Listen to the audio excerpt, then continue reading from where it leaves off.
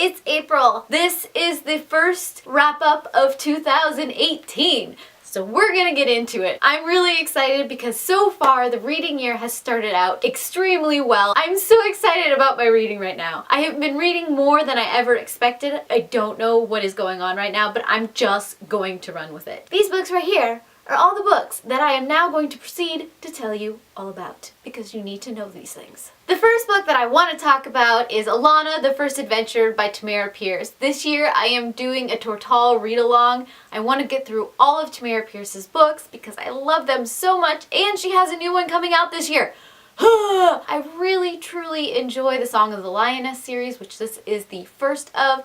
It follows a young girl named Alanna, surprising, I know, who trades places with her twin brother to become a knight. This mostly follows her as she continues to hide the fact that she's a girl and going through all of the training that is required to become a knight, making friends, going on adventures, and then some dark things start to happen. Tamera Pierce knows how to write strong female characters, and she's okay with getting into the nitty-gritty of being a woman. This series is probably the first one that I remember picking up that lets you see all of the grit that comes along with being a girl, because a lot of times it's just really glossed over, especially in younger reads like this. And if you haven't read any of these books yet, I highly recommend that you do. And I'm not going to say no to you joining me for the read-along. I always love reading with other people and hearing people's reaction to all of the series in the Tortall universe. I will link all the information down below, shameless plug, in case you are interested. I also did my first buddy read of the year with Shayla. We read Apex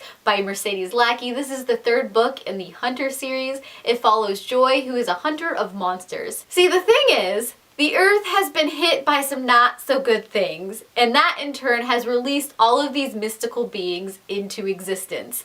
You have dragons, you have griffins, you've got really creepy trolls and things like that, and of course this means that humans need protecting. Joy is one of these protectors, so you get to follow her journey as she starts defending one of these major cities. I really truly enjoy this series for the fact that it has all of these mythical creatures involved in it. I like seeing how Lackey pulls in all of those different cultures. I really enjoy it for that. I struggle a little bit sometimes with the character development and the inter-character relations. Doesn't feel always that authentic, but I do like the action part of this series a lot. And oh my gosh, did I finish this book. Oathbringer by Brandon Sanderson. This is the third book in the Stormlight archive. It is a beast, and it is a beast that knocked me on my back and left me breathless afterwards. This series has so much packed into it, so many characters that I have really come to love. The magical system itself, bonding with Spren and the things that come along with that. So good. He knows how to write fantasy really, really well, and he's not afraid to beat up his own characters. And it's devastating, but I love it. I love it so much, and I have to say that this series is becoming one of my favorite of his, because there are some characters in here that I just connect with so much and I love so much. So this is really high on my list of series that I love by Sanderson, and I don't know how I'm going to wait for the next book because it's going to be forever. I then plowed through 5 volumes of Saga. Volumes 3 through 7, this caps off all of the volumes that I currently own. I want to call this a epic space odyssey. I don't know if it's really that. I just feel like I need to call it that. It's a graphic novel set in space. It follows this family who is on the run for various different reasons and all the shenanigans that happens as they're trying to keep their life together. I really want to like this series because there is a lot here and there's a lot of social commentary going on, but sometimes I feel like female characters are very sexualized in a lot of the storyline.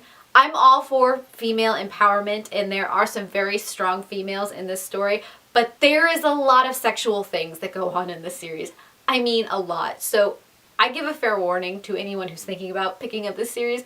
This is an adult graphic novel, so there will be things.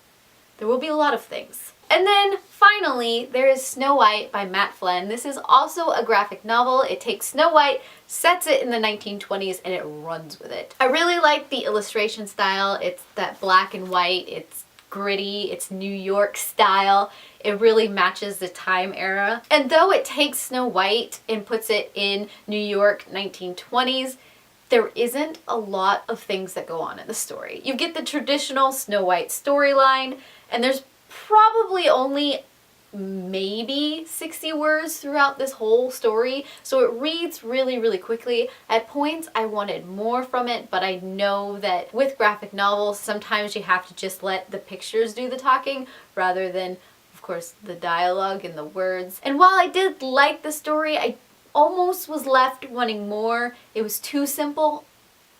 There was just something a little bit missing from it. Those are all the books that I have finished so far this year.